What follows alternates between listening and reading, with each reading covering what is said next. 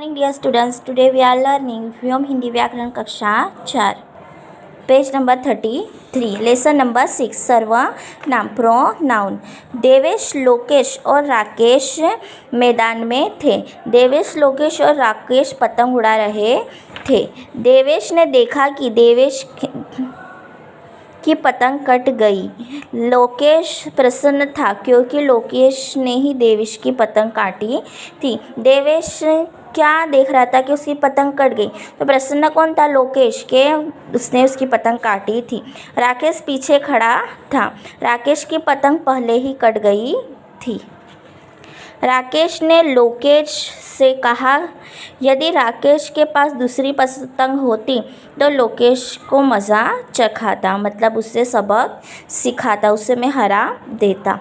ऊपर के वाक्य पढ़ने में कुछ अटपटे लग रहे हैं, आइए अब इन्हें रोचक बना देते हैं। देवेश, लोकेश और राकेश मैदान में थे, वे पतंग उड़ा रहे थे। देवेश ने देखा कि उसकी पतंग कट गई। लोकेश प्रसन्न था क्योंकि उसने ही देवेश की पतंग काटी थी। राकेश पीछे खड़ा था, उसकी पतंग पहले ही कट गई थी। उसने लोकेश से कहा, यदि मेरे पास दूसरी पतंग होती तो मैं तुम्हें मज़ा चखाता।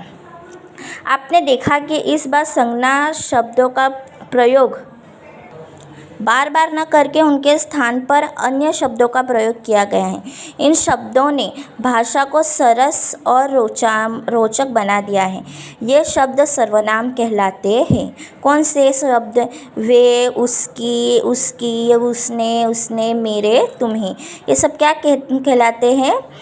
सर्वनाम कहलाते हैं। संज्ञा के स्थान पर जिन शब्दों का प्रयोग किया जाता है उन्हें सर्वनाम कहते हैं। सर्वनाम के कुछ उदाहरण हैं, मैं, तुम, वह, हम, आप, वे, तुम्हारा, मेरा, आपका, उनका आदि।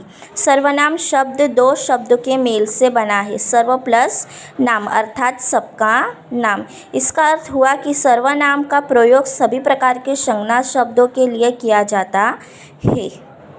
Page number 34। कुछ सर्वनाम शब्दों का प्रयोग बोलने वाला अपने लिए करता है, जैसे मैं, मेरा, हम, हमारा, अपना। मैं खेल रहा हूँ, हम खेल रहे हैं। तो मैं और हम क्या इसमें सर्वनाम हैं कि व्यक्ति कुछ शब्द का उपयोग अपने लिए करता है, जैसे कि मैं, मेरा, हमारा, अपना। कुछ सर्वनाम शब्दों का प्रयोग सुनने के लिए किया जाता है, जैसे कि तुम, तुम्हारा, आप, आपका। तुम लिख रहे हो, आप पढ़ रहे हैं। कुछ सर्वनाम शब्दों का प्रयोग बोलने या बोलने वाला किसी अन्य के लिए करता है, जैसे कि वह, उसका, वे, उनका। वह जा रहा है, वे जा रहे हैं। बराबर क्या कहा गया है? जैसे कि बोलने वाला, कोई बोलने वाला तो हम क्या बोलते हैं कि वह बाहर जा रहा है, वे बाहर जा रहे हैं। एक से ज़्यादा हो तो बाहर जा रहे हैं।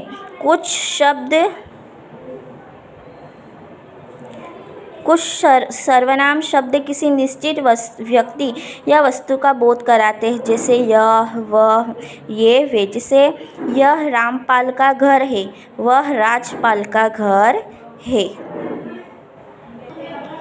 5. कुछ सर्वनाम शब्द किसी अनिश्चित व्यक्ति या वस्तु का बोध कराते हैं, जैसे कोई और कुछ। बाहर कोई आया है, खाने के लिए कुछ दे दो। अनिश्चित मतलब निश्चित ना हो, उसे क्या बोलते हैं? अनिश्चित, नक्की ना हो। जैसे कि बाहर कोई आया है और खाने के लिए कुछ तो दे दो। कुछ सर्वनाम शब्द किसी दूसरे शब्द से संबंध का ज्ञान कराते हैं, जैसे जो, सो, जिसे, जिसका, जिन्हें, यही, वही। जिसे जाना है वही हाथ उठाए, जो पढ़ेगा सो बढ़ेगा। कुछ सर्वनाम शब्दों का प्रयोग प्रश्न पूछने के लिए किया जाता है, जैसे कि कौन, क्या, किसे।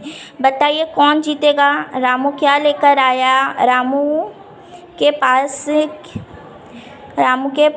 क्या लेकर आया है? अब तक सर्वनाम के जिन रूपों के बारे में आपने पढ़ा वे अलग अलग भेदों के नाम से जाने जाते हैं। सर्वनाम के भेद इस प्रकार हैं। पुरुषवाचक सर्वनाम, जैसे पुरुषवाचक में मैं, मेरा, हम, तुम, आप, वह, वे। फिर निश्चयवाचक, तो यह, वह, ये, वे।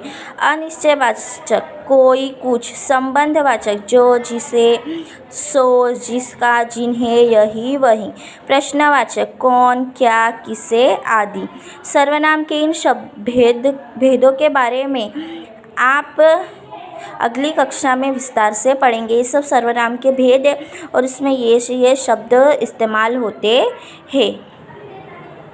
हमारा लेसन नंबर 6 प्रोनाउन मतलब सर्वनाम कंप्लीट होता है।